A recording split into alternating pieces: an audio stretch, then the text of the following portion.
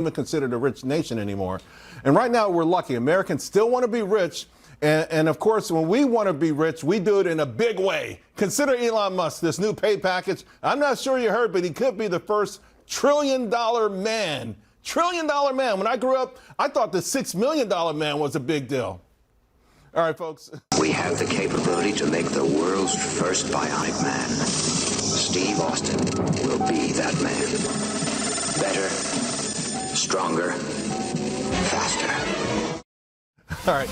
My panel never saw that, but they still are going to play with us. We're going to have some fun. Pomp Investment investor John Pompliano, entrepreneur Emily Austin. And all right, so when I was growing up, there was a $6 million man, Steve Austin. Now we got a guy who may be worth $1 trillion. So the market cap for Tesla's got to get over $8 trillion. If that's the case, he gets his money. You think it's cool? Would that be fair with you? I mean, of course it's fair. It's not, first of all, he's not getting a salary, and correct me if I'm wrong, he's not even getting a bonus on the money. He's going to eat what he kills. You know that expression. So if he's going to make the company worth trillions of dollars, you're entitled to your cut too. I mean, he's the anchor of the whole company. Why wouldn't he be entitled? We're a capitalist country. Yeah, I know, John, but there might be some outrage out there. I'm happy for him. I don't understand the outrage. This is the best incentive plan that the shareholders could get, right? You remember back in 2018 when he put out an original incentive plan worth about $50 billion. Right. It got voted yes by shareholders because the targets were so outlandish and everyone was laughing at him. I remember on CNBC, people were literally like, there's no way he hits these targets. Right. Eventually hit them, obviously got shut down by Delaware. I think this is great for the shareholders, great for Elon, and great for American capitalism. CNBC's always trying to shoot down Elon Musk and Tesla. It's a damn shame. All right, let's talk about this, though, because everyone wants to do well. And I love this table here because participants in their 20s, 90% participating in their 401k, more than other age groups. Does that surprise you a little bit, Emily? I mean, no, I'm 24. I definitely started investing more. I want to, be able to have financial freedom in my 30s, 40s. I think that this generation is actually more inspired to invest in their future.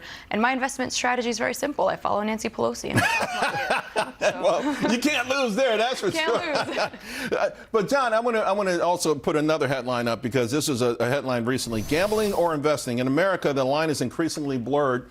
And they talk about things like, for instance, crypto and some of these other things has been extraordinarily, risky, and that young people are making a big mistake.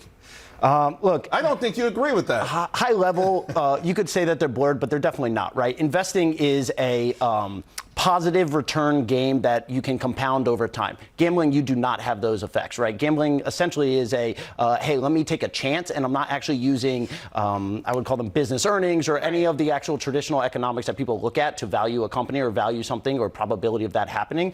Gambling, you just don't have that. Right. So the bottom line, you're still investing. Right? I mean, that's the key. It's not a game of chance. I think you can do both. My father always says, invest what you're willing to lose. That goes for gambling, it goes for investing, because you never know what the market holds the next day. So what makes this all interesting is that obviously everyone's focused on New York's mayoral race, right? And Mamdani, the socialist, I fear what he would do to the city. In fact, if you just take a look at what one of his advisors had to say, seize private property. She actually tweeted this back in June of 2018.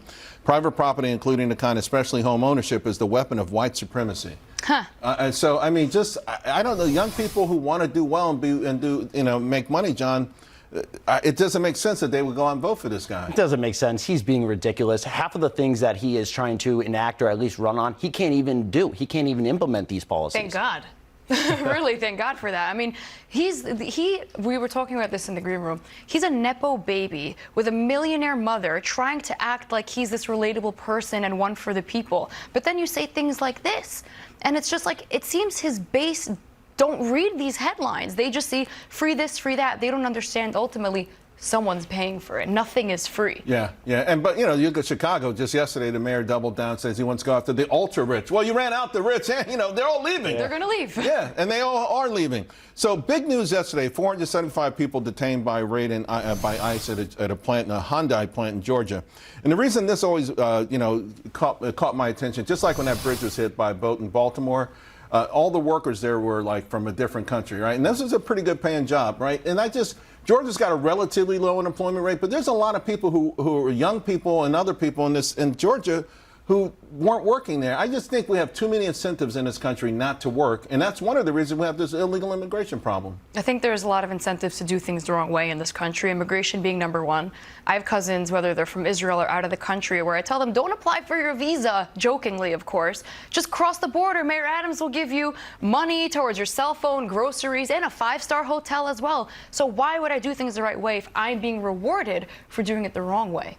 14% of this country is foreign-born. There's nothing wrong with that. I think No, I don't like to conflate legal immigration with illegal Correct. immigration. Absolutely. I'm talking about illegal immigration. We love immigration, and we shouldn't conflate it. But, Right. you know, the fact is that I think these are pretty good paying jobs, and I bet you there's some people there who would take them if they didn't get a check some other way from the government. I don't know how it became contrarian to stop people who are committing crimes. It's criminal. It is. It's criminal. All right, well, speaking of which, I don't know if you guys saw yesterday, the Trump administration plans to make the U.S. citizens test harder. They're going to add essays, raise the passing bar, some other things. So, with that in mind, could you pass the test? Oh, no. I'm going to ask this. I think I can. All right. Name one war fought in the United States in the 1800s. World War I, the Cold War. Oh, in the United States, excuse me, the Yeah, Civil War. and- Excuse me. Okay. Civil War. John, there's 3 others. There's 3 others. War of 1812. Yeah, John. Okay, there you go. In the 1800s, see, he took the mathematical route. Okay. 1812. All right, we elect the U.S. Senator for how many years? 6. Golly. Wait a minute. Okay, you got it up there. It's not up there. I just knew that. You knew that. Okay. When is the last day that you can send the federal income tax forms in? April 15th? Oh, I know it's without the April. extension, April 15th? April 15th. I knew it was April. I'll give If you myself- extend till October, though. Oh, okay. Well, you got real technical. You might get bonuses now because they're going to add an essay. Would you, if you had to add an essay, would you say something about the tax system is unfair? No, I don't know. Maybe after get to citizenship first. All right. The Federalist Papers supported the passage of the U.S. Constitution. Name one of the authors, one of the writers. Oh my God! Hold on. Hancock. Alexander Hamilton. Hamilton. Was Hancock not on it? No, he had a big signature though on the that's why I Constitution. know it. Yeah. Oh, it's multiple choice. Hang on. Yeah, Hamilton. I know that. What's the play? Yeah. So, I mean, do you think the test should be harder?